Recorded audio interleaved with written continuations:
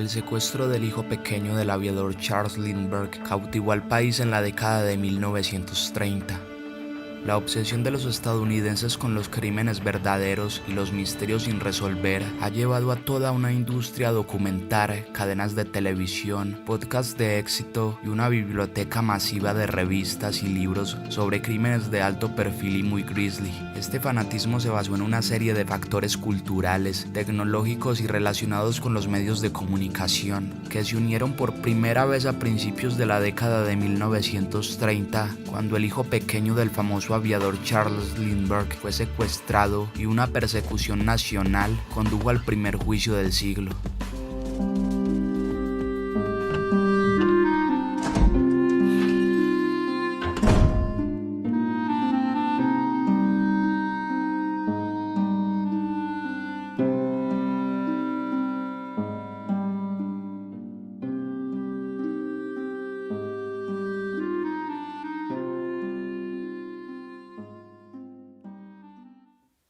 En 1927, Lindbergh se convirtió en la primera persona en volar solo a través del Océano Atlántico sin hacer una sola parada, guiando su avión monomotor de Nueva York a París y su nombre en los libros de historia. Si bien se había vuelto controvertido a medida que avanzaba la década de 1930, Lindbergh todavía era considerado un héroe estadounidense en marzo de 1932, lo que convirtió el secuestro de su hijo en una noticia de primera plana desde el principio. Charles August Lindbergh Jr. fue sacado de su cuna en la casa familiar en Hopewell, Nueva Jersey, por un invasor de viviendas alrededor de las 9 p.m. del 1 de marzo. Lindbergh y su esposa Annie estaban en casa en ese momento, relajándose abajo bajo la suposición de que su hijo estaba profundamente dormido.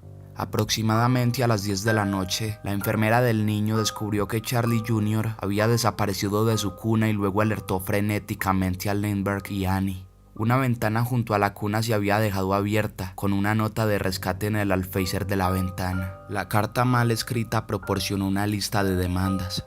Estimado señor, tenga $50,000, ready $25,000 en billetes de 20, $15,000 en billetes de 10 y $10,000 en billetes de $5. Después de 2 a 4 días se le informará que debe entregar el dinero. Le advertimos que haga pública cualquier información o que notifique a police que el niño está bajo cuidado intestinal. Las indicaciones para todas las letras son signature y 3 presiones. A pesar de que había rastros de entrada forzada, incluida una escalera rota y huellas en el suelo debajo de la ventana de la guardería, no había nada útil de inmediato ni para la policía local de Hopewell ni para la policía estatal de Nueva Jersey. Al día siguiente se había corrido la voz sobre el secuestro, atrayendo a decenas de periodistas de periódicos, simpatizantes y voluntarios no solicitados a la residencia Lindbergh, quienes casi destruyeron la escena del crimen e imposibilitaron la recuperación de pruebas. El FBI lo llamó al día siguiente y su oferta de ayuda fue mucho más útil. Un joven, Edgar Hoover, ofreció a la Policía Estatal de Nueva Jersey toda la asistencia de la agencia federal en la investigación. Al principio, sin embargo, fue el propio Lindbergh quien supervisó en gran medida el proceso, lo que lo colocó en una posición para aceptar la ayuda de asociados con conexiones con el crimen organizado. Sospechaban algún tipo de complot de extorsión de la mafia, y un director de escuela jubilado en el Bronx, llamado Dr. John F. Condon, quien se encargó de involucrarse en las negociaciones de alto riesgo que se avecinaban. Lindbergh continuó recibiendo notas de rescate del secuestrador. 5 días después del secuestro inicial, una carta enviada desde Brooklyn elevó la apuesta inicial a $70,000, mientras que un tercero insistió en que Lindbergh no usara intermediarios. Condon, sin embargo, decidió publicar un anuncio en un periódico llamado The Bronx Home News, ofreciendo $1,000 adicionales si el secuestrador lo usaba como intermediario. La bonificación en efectivo les hizo cambiar de opinión por completo, ya que una cuarta carta enviada a Lindbergh indicaba que estaban bien tratando con Condon, quien envió sus mensajes a través de anuncios en los periódicos que empleaban el nombre en clave Hafsi. Las comunicaciones pronto se convirtieron en una búsqueda del tesoro agotadora, con más notas que indicaban dónde encontrar otras notas, y en un momento, el secuestrador sacó una prenda de vestir del joven Charlie para demostrar que no eran solo unos mentirosos oportunistas. Finalmente, después de una serie de reuniones en persona en un cementerio del Alto Manhattan e intercambios de cartas que los llevaron a la 12ª nota de rescate y bajaron el precio a $50,000. Condon entregó el efectivo y le dijeron que el bebé podría ser encontrado en Martha's Viñedo en un barco llamado Nelly. Charlie Jr. no estaba por ningún lado. El 12 de mayo, poco más de un mes después de la decepción en Massachusetts y 72 días después de que el bebé desapareciera por primera vez, el cuerpo gravemente diezmado de Charlie Jr. fue encontrado junto a una carretera cerca de la finca Lindbergh. El cuerpo estaba quemado, parcialmente descompuesto, le faltaban miembros y había un agujero en su cráneo aplastado. Fue como si una persona adulta hubiera sostenido al bebé con fuerza en sus brazos y deliberadamente le hubiera golpeado la cabeza con el propósito de causar una muerte instantánea, escribió el jefe de policía del estado de Nueva Jersey, el coronel H. Norman Schwarzkopf, en un comunicado sobre el incidente.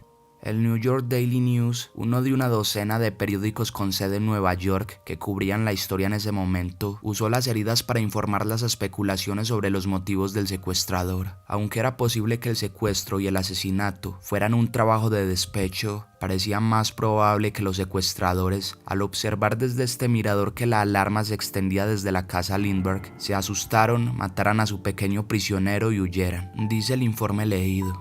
El gran interés nacional en el caso y la prioridad que le dieron primero Hoover y luego el presidente Franklin Roosevelt llevaron a cientos de consejos de ciudadanos bien intencionados y algunos no tan bien intencionados. Más de 200 personas incluso confesaron el crimen, pero ninguna de sus historias fue válida. Lo que ayudó casi incidentalmente fue la decisión del presidente Roosevelt de sacar a Estados Unidos del patrón oro en el verano de 1933. Al hacerlo, emitió una orden ejecutiva que retiraba todas las monedas y certificados de oro por valor de más de $100, ordenando que ser devuelto al gobierno de los Estados Unidos. Cada certificado de oro tenía su propio número de serie, lo que permitía al gobierno rastrear cuál había sido devuelto a la Reserva Federal, incluidas las notas entregadas a la persona que exigía el rescate por el bebé Lindbergh. También hubo falsas alarmas aquí, pero finalmente, en el verano de 1934, se gastaron 16 certificados de oro en lugares dentro y alrededor del Upper East Side de Manhattan. Esto fue significativo porque el vecindario era en ese momento un enclave importante de inmigrantes alemanes y sus descendientes de primera generación, y la escritura a mano en las notas de rescate sugería a los expertos que fueron escritas por alguien de Alemania que hablaba un inglés limitado. Uno de esos certificados tenía un número de placa escrito en él, el resultado de que un empleado sospechaba de la persona que se lo entregó. En última instancia, la nota se remonta a Bruno Richard Hauptmann, un inmigrante alemán que ofreció una historia poco convincente sobre la herencia de las notas de un amigo que había muerto. Una investigación descubrió más billetes de oro escondidos en su garaje y el número de teléfono del Dr. Condon, que fue más que suficiente para acusarlo de un delito. Un récord de 700 reporteros se apresuraron a llegar a Flemington, Nueva Jersey, a principios de 1935, listos para lo que iba a ser un juicio sensacional. Tenía todos los elementos esenciales para un frenesí que alimentaba a la prensa. Un héroe estadounidense enfrentado a un alemán, una misteriosa desaparición, un niño muerto y mucha incertidumbre restante. Los periódicos habían estado cubriendo cada momento del caso durante los últimos 2 años, siguiendo los detalles y desarrollos hasta las paredes de ladrillo y las grandes ventas en el kiosco. El precedente se estableció desde el principio, con el servicio de noticias de Hearst International, que produjo más de 50.000 palabras en las primeras 24 horas después de la desaparición del niño. Las emisoras de radio fueron aún más prolíficas, con decenas de reporteros transmitiendo interminables comentarios y actualizaciones del caso y luego del juicio a los oyentes de todo el país. A pesar de que no se permitió a las cámaras filmar el proceso, el juicio ayudó a convertir a los noticiarios en un potente sistema de noticias audiovisuales. 5 compañías de noticieros, Fox Movietone, Hearst Metrotone, Paramount News, Patty News y Universal Newsreel, entraron en escena con más de 100 hombres, 50 cámaras y 35 camiones de sonido. Recrearían momentos desde el interior del juzgado y pondrían las noticias en los cines locales, donde la gente empacaría para recibir las últimas actualizaciones.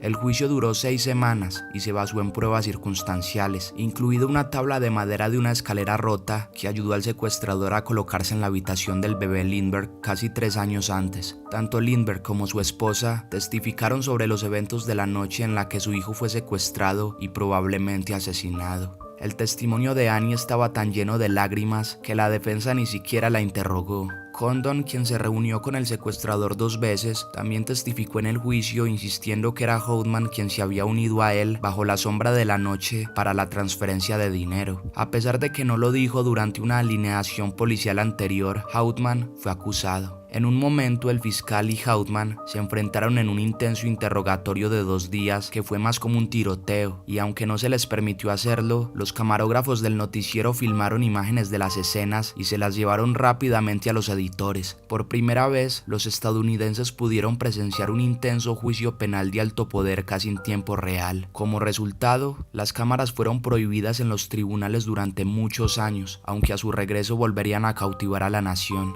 Hauptmann se negó a confesar, fue declarado culpable después de 6 semanas de juicio, administrado por el estado de Nueva Jersey en silla eléctrica en 1936. Las preguntas sobre si realmente secuestró y mató al bebé Lindbergh persisten hasta el día de hoy, y algunos expertos sugieren que, en como mínimo, no actuó solo al cometer el crimen. Y dime, ¿qué opinas acerca de este caso? No olvides dejarme saber tu opinión acá abajo en los comentarios. También dejar tu like, suscribirte al canal y compartir el video si te gustó. Sin más me despido y hasta la próxima.